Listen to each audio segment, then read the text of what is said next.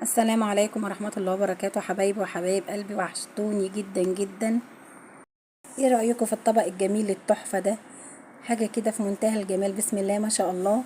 يلا نشوف مع بعض عملناه ازاي.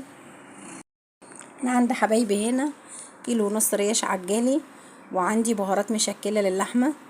بنتبلهم كويس قوي كده.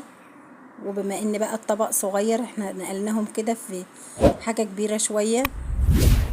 حطيناهم في القالب البايركس ده، وعليهم رشة ملح ورشة فلفل اسود، معلقة ونص، مش اكتر من كده. وطبعا بنشرب الريش كلها في التتبيلة، تتبلهم كويس قوي. عملنا معاهم ايه؟ عملنا معاهم بصل، بطاطس، وجزر. طبعا الجزر مغسول كويس جدا ومتقشر كده بالمقشرة، البطاطس متقشرة، والبصل متقشر ومغسول، قرنين فلفل حامي وقرنين فلفل رومي. لو عندك فلفل الوان احمر اصفر يبقى يا سلام، طبعا اجمل بكتير، بس انا المتاح عندي كان فلفل اخضر بس. وفي صينيه كبيره، قالب بايركس كبيره عندك، اي حاجه المتاحه عندك طبعا. ببتدي اقطع في البصل الاول زي ما انتم شايفين معايا. انا عايزه حجم البصل نفس حجم البطاطس.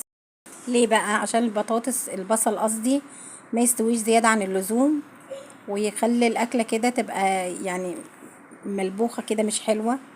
تمام. بنقطع البطاطس كويس قوي كده، مكعبات متوسطة عشان ما تستويش زيادة عن اللزوم، ما تبقاش مهرية كده في الصينية. نفس الحجم في الجزر، عشان الخضار عندي يبقى كله بحجم واحد. بنفس الحجم بنقطع الجزر. وعندي الفلفل برضو بنفس الحجم، بفتح الفلفل كده 2، بقسمه 2 وبقطعه كمان 2، بيبقى 4، نفس الحجم زي ما احنا شايفين. شايفين بقى الالوان الجميلة دي. وبعدين بقلب كل الخضار بتاعي كده مع بعض،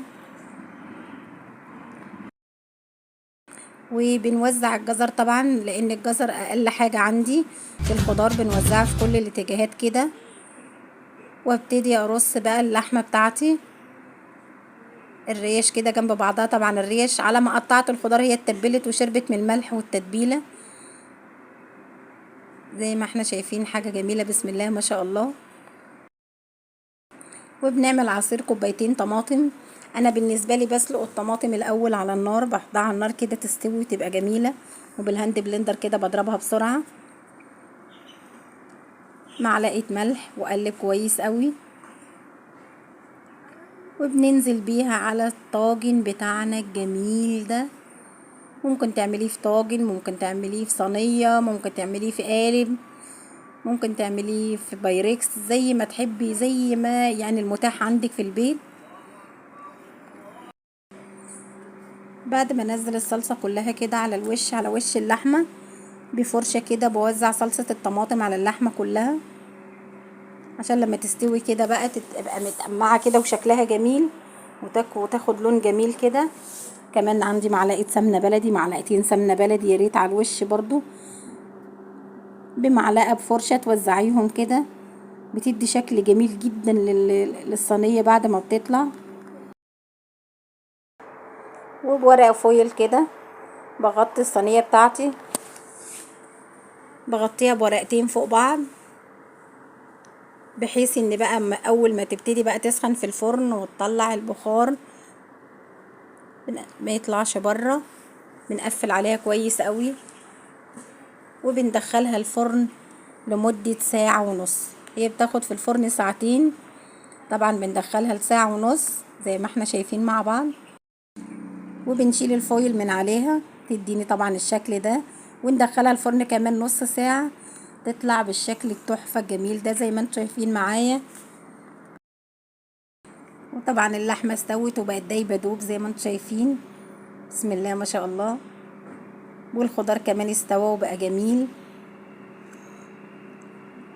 واللي وصل معايا لحد هنا حبايبي ما ينسانيش بلايك وشير وسبسكرايب، يوصلكم مني كل جديد. شايفين الخضار بقى وطعمته، وده الشكل النهائي للوصفة بتاعتنا النهاردة. واشوفكم في فيديو جديد ووصفة جديدة، والسلام عليكم ورحمة الله وبركاته.